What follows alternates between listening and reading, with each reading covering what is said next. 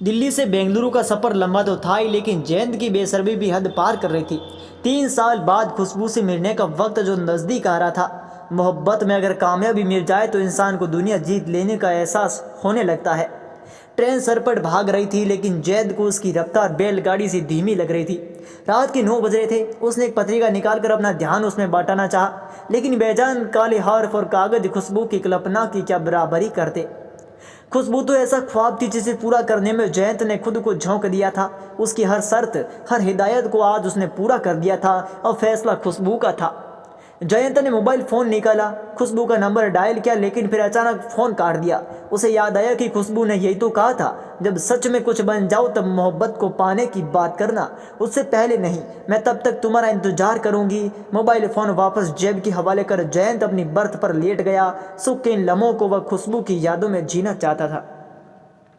5 साल पहले जब जयंत दिल्ली आया था तो वह कुछ बनने के सपने साथ लाया था, लेकिन दिल्ली की फिजाओं में उसे खुशबू क्या मिली। जिंदगी की दशा और दिशा ही बदल गई। जयंत ने मुखर्जी नगर दिल्ली के एक नामी इंस्टीट्यूट में प्रतियोगी परीक्षा की तैयारी के लिए दाखिला लिया तो वहां पढ़ाने वाली मैडम खुशबू का जादू पहली नज़र में ही प्यार में बदल गया। भरा पूरा बदन और बेहद खूबसूरत झील सी आंखें, घुंघराले लंबे बाल, बदन का हर अंग ऐसा कि सामने वाला देखता ही रह जाए।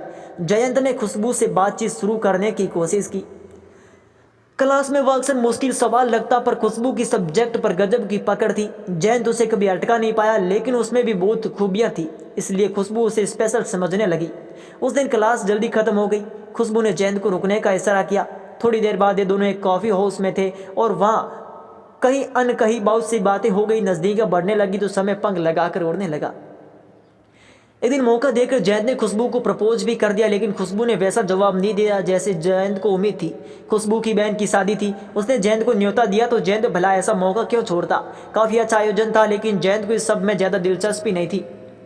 दकियानूसी रस्में रात भर चलने वाली थी, इसलिए जयंत मेहमानों के रुकने वालों में हाल में जाकर सो गया। लोगों की आवाज़ वहाँ भी आ रही थी, सब बाहर मंडप में थे। रात में अचानक किसी की छुअन की गरमाहट से जयंत की नींद खुली।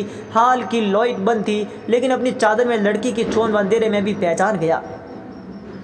खुशबू इस तरह उसके साथ, ऐसा सोचना भी मुश्किल था, लेकिन अपने प्यार को इतना करीब पाकर कौन मर्द अपने आप पर कंट्रोल रख सकता है। चंद लम्हों में वे दोनों एक दूसरे में समा जाने को बेताब होने लगे। खुशबू के चुंबनों ने जयंत को मदहोश कर दिया। अपने करीब खुशबू को पाकर उसे जैसे मन्नत मिल गई। तूफान थमा तो खुशबू वापस शादी की रस्मों में शामिल हो गई और जयंत उसकी खुशबू में डूबा रहा। कुछ दिन बाद ऐसा ही एक और वाकया हुआ। तेज बारिश थी। मंडी हाउस से गुजरते समय जयंत ने खुशबू को रोड पर खड़ा पाया। जयंत ने फौरन उसके नज़दीक पहुंचकर अपनी मोटरसाइकिल रोकी। दोनों उस पर सवार हो इंडिया गेट की ओर निकल गए। खुशबू को रोमांचक जिंदगी पसंद थी, इसलिए वह उस मौके का लुत्फ उठाना चाहती थी। बारिश का मजा रोमांच में बदल रहा था। प्यार में सरोबार वे घंटों सड़कों पर घूमते रहे। जयंत और खुशबू की कहानी ऐसे ही आगे बढ़ती रही कि तभी अचानक इस कहानी में एक मोड़ आया। खुशबू ने जयंत को ग्रैंड होटल में बुलाया। डिनर की ये पार्टी अब तक की सबसे पार्टियों से अलग थी। खुशबू की खूबसूरती आज जानलेवा महसूस हो रही थी। आज तुम्हारे स्पेशल ट्रीट जयंत, मुस्कुराकर खुशबू ने कहा। किस खुशी में? जयंत ने पूछा। मुझे नई नौकरी मिल गई, मैं बेंगलुरु में असिस्टेंट प्रोफेसर की। जयंत का दिल टूट गया था। खुशबू को सरकारी नौकरी मिल गई थी, इसका मतलब उसकी जुदाई भी था। जयंत ने दुखी लहजे में खुशबू को उसकी जुदाई का दर्द कह सुनाया। खुशबू ने मुस्कुराते हुए कहा, वादा करो तुम पहले कंपटीशन पास करोगे, नौकरी मिलने के बाद ही मुझसे मिलने आओगे। उससे पहले नहीं, ना मुझे फ़ोन करोगे, नहीं चैट। मैं तुम्हारे टीचर रही हूँ, इसलिए मुझे गिफ्ट दोगे, फिर हम शादी करेंगे। एक नई जिंदगी, एक नई प्रेम कहानी, मैं तुम्हारा इंतजार करूँगी।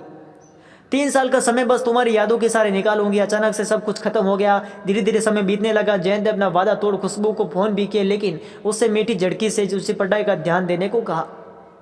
जयंत को भी यह बात चुभ गई। अब पूरा समय वो अपनी पढ़ाई पर देने लगा। प्यार में बड़ी ताकत होती है, इसलिए मोहब्बत की कशिश इंसान से कोई भी काम करा लेती है। जयंत को भारतीय सर्वेक्षण विभाग में अच्छी नौकरी मिल गई।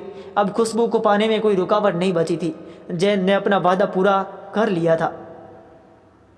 अचानक ट्रेन रुकी तो जयंत की नींद खुली। सुबह होने को थी। बेंगलुरु अभी दूर था। जयंत दोबारा आंखें मूंदे हसीन सपनों में खो गया।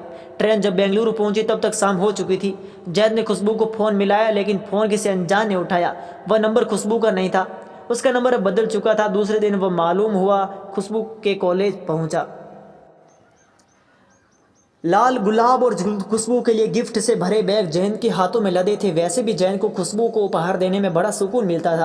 अपनी पॉकेट मनी बचा बचा कर वह उसके लिए छोटे छोटे गिफ्ट लाता था, जिन्हें पाकर खुशबू बहुत खुश होती थी। खुशी से लबरेज जयंत कॉलेज गया। खुशबू के रूम में पहुंचा तो जयंत को देख कर उछल पड़ी। मिठाई का डब्बा आगे कर जयंत ने उसे खुश खबरी सुनाई। खुशबू ने एक टुकड़ा मुंह में रखा और जयंत को शुभकामनाएं दी। जयंत में सब्र कहाँ था, उसने आगे बढ़कर उसका हाथ थामा और चुम्बन रसीद कर दिया। प्लीज जयंत, ये सब नहीं, प्लीज रुक जाओ। अचानक खुशबू ने सख्त लहजे में जयंत को टोकते हुए रोका। लेकिन यार, अब तो मैंने अपना वादा पूरा कर दिया, तुमसे मेरी शादी। निराश जयंत ने पूछा। सॉरी जयंत, प्लीज, मैंने शादी कर ली है, अब वे सब कुछ बातें भूल जाओ। क्या भूल जाऊँ मतलब? जयंत उसे घूरते हुए बोला। हाँ, मुझे भूलना होगा। मुस्कुराती हुई खुशबू बोली। वे सब मजाक की बातें थी, 3 साल पहले कई गई बातें। क्या अब इतने दिन बाद? तुम्हें तो मुझसे भी अच्छी लड़कियां मिलेगी, मुस्कुराती हुई खुशबू बोली। जैन उल्टे पैर लौट पड़ा। लाल गुलाब उसके भारी कदमों के नीचे कुचल रहे थे। मजाक की बातें शायद 3 साल में खत्म हो जाती है, मानो खो देती है, मायने खो देती है। जैन समझने की नाकाम कोशिश करने लगा।